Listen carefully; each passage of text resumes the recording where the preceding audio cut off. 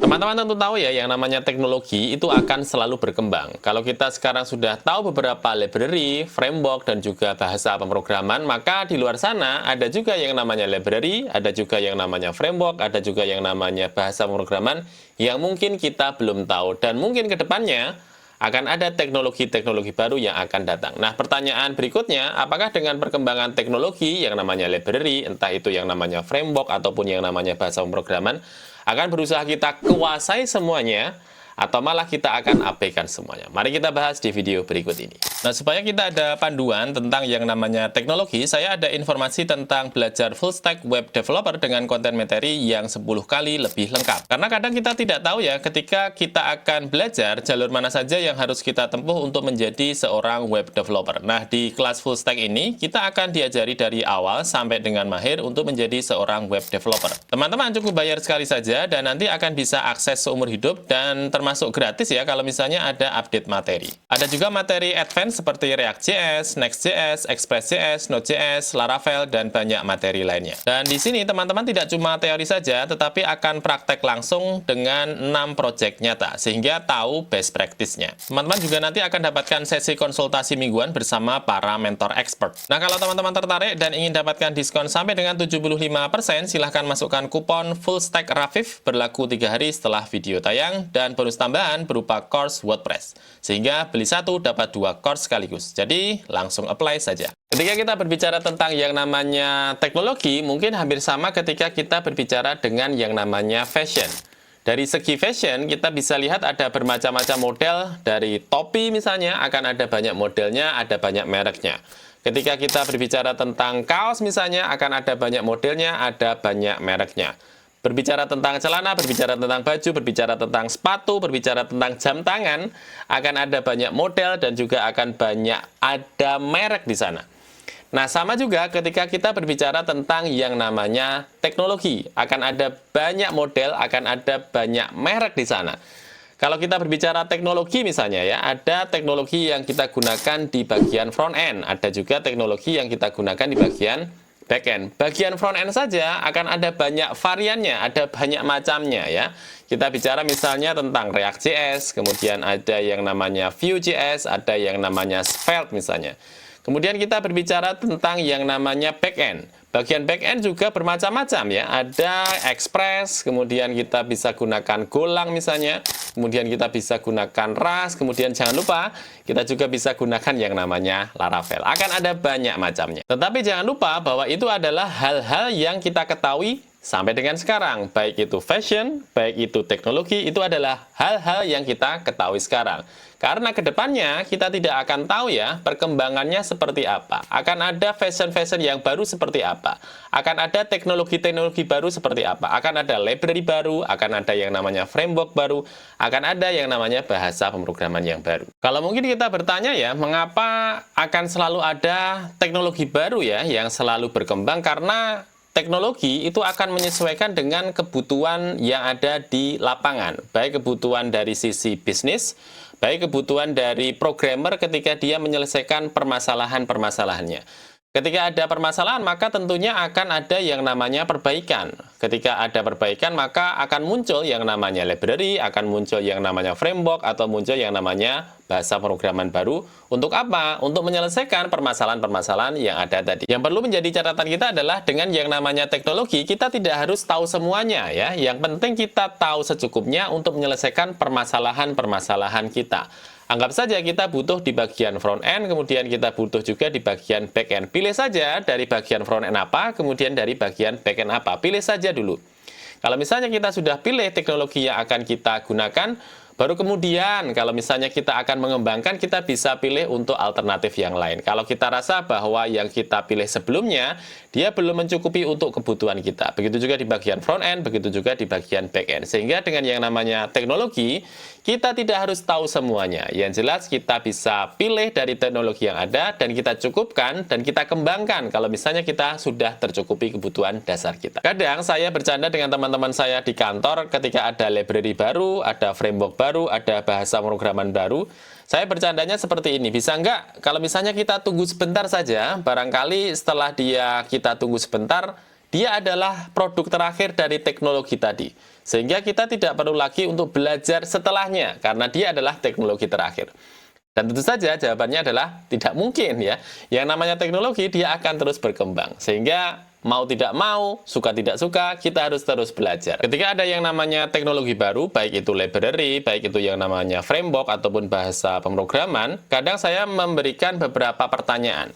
Pertanyaan yang pertama adalah, apakah teknologi baru tersebut dia akan membantu kita dalam menyelesaikan permasalahan yang sedang kita hadapi? Kalau jawabannya adalah iya, berarti kita menaikkan prioritas untuk belajar teknologi tadi. Kalau jawabannya adalah tidak, maka kita bisa memberikan standar yang agak bawah ya dari proses kita belajar dari teknologi baru tersebut. Kemudian ada pertanyaan yang kedua, kalau misalnya kita melihat sebuah teknologi ya, apakah teknologi tersebut dia akan menunjang karir kita? Kalau misalnya teknologi tersebut menunjang karir kita, maka kita naikkan prioritas kita untuk belajar dari teknologi tadi. Anggap saja sekarang kita sudah menguasai yang namanya teknologi di bagian front end, kemudian teknologi di bagian back end. Nah, kita pengen untuk karir kita shifting ya dari yang namanya front end, dari yang namanya back end ke bagian analisis data. Maka kita lihat ada teknologi yang ternyata sangat menunjang di bagian analisis data. Anggap saja kita bisa belajar yang namanya Python. Karena di sana akan ada banyak analisis data yang kita bisa gunakan dengan menggunakan library-library yang disediakan oleh Python tadi. Kalau kita merasa bahwa teknologi dari Python ini akan sangat menunjang dari jenjang karir kita, maka kita naikkan prioritas kita untuk belajar dari yang namanya Python tadi. Kalau misalnya kita belum merasa bahwa teknologi tadi akan menunjang dari tujuan karir kita, maka kita anggap saja prioritasnya kita bisa turunkan. Kemudian ada pertanyaan yang ketiga yang bisa kita ajukan juga ketika kita akan menguasai sebuah teknologi. Apakah teknologi tadi dia sudah mature ya atau sudah matang? Dalam artian dia sudah layak dan juga sudah siap untuk digunakan di produksi. Begitu juga apakah komunitasnya bisa kita andalkan kalau misalnya kita ada kendala. Jangan sampai ketika kita akan belajar sebuah teknologi dan kita ada kendala di sana, ternyata kita harus berjuang sendirian. Kalau ternyata teknologinya sudah mature dan juga sudah tambahannya dia sudah disupport oleh komunitas, maka kita bisa naikkan prioritas kita untuk belajar dari teknologi tadi. Sehingga tadi kalau misalnya kita sudah menentukan untuk prioritasnya dan kita sudah tahu bahwa prioritasnya adalah di atas ataupun biasa saja ataupun bagian bawah, kita sudah tentukan prioritasnya. Dan yang harus dicatat adalah jangan FOMO teman-teman, atau fear of missing out, atau takut kudet. Ketika yang lain belajar A, kita ikut belajar A. Ketika yang lain belajar B, kita ikut belajar B. Ketika yang lain belajar C, kita ikut belajar C, D, E, F, dan sebagainya. Kita ikut-ikutan. Padahal kalau kita lihat dari prioritasnya, ternyata dia belum begitu prioritas bagi karir kita, belum prioritas bagi kerjaan kita. Tetapi karena kita melihat yang lainnya belajar A, kita ikutan belajar A.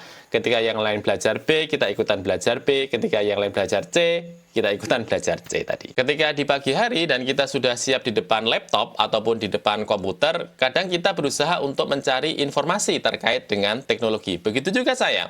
Saya berusaha untuk mencari informasi terkait dengan teknologi dengan membuka dari sosial media yang saya miliki. Karena di sana saya mengikuti juga beberapa forum ataupun beberapa grup terkait dengan teknologi, baik itu yang namanya library, baik itu yang namanya framework ataupun yang namanya bahasa pemrograman.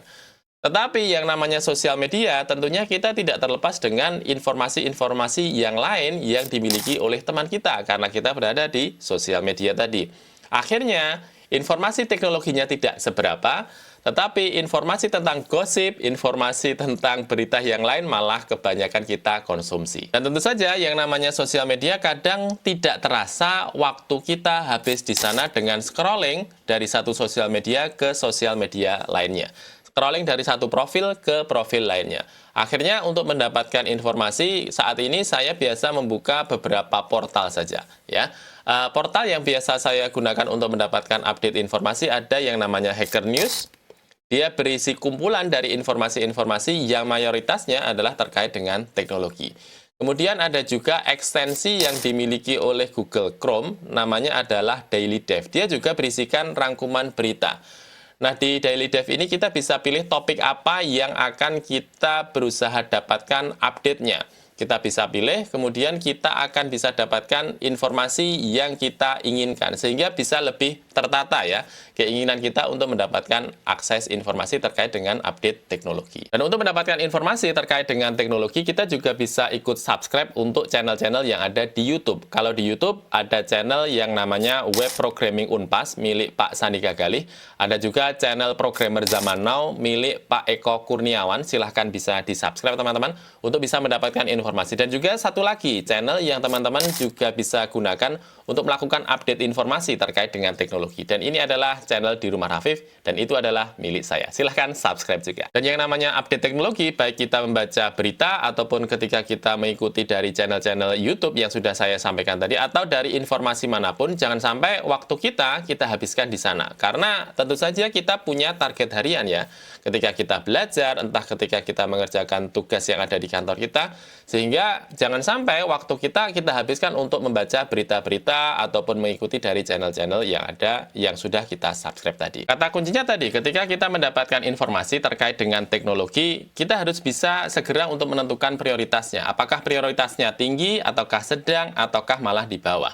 Jangan sampai ketika kita mendapatkan informasi yang baru terkait dengan teknologi, kemudian kita latah teman-teman, atau kita FOMO. Kita ikuti semua informasi teknologi, kemudian kita langsung praktekkan semua teknologi-teknologi baru tersebut. Karena tentu saja kita punya target harian, kita punya kegiatan dan juga prioritas kita masing-masing. Dan karena kita sudah di penghujung tahun 2024, barangkali teman-teman ada list teknologi apa yang berusaha teman-teman akan kuasai di tahun 2025, silahkan masukkan di kolom komentar. Terima kasih dan sampai jumpa lagi.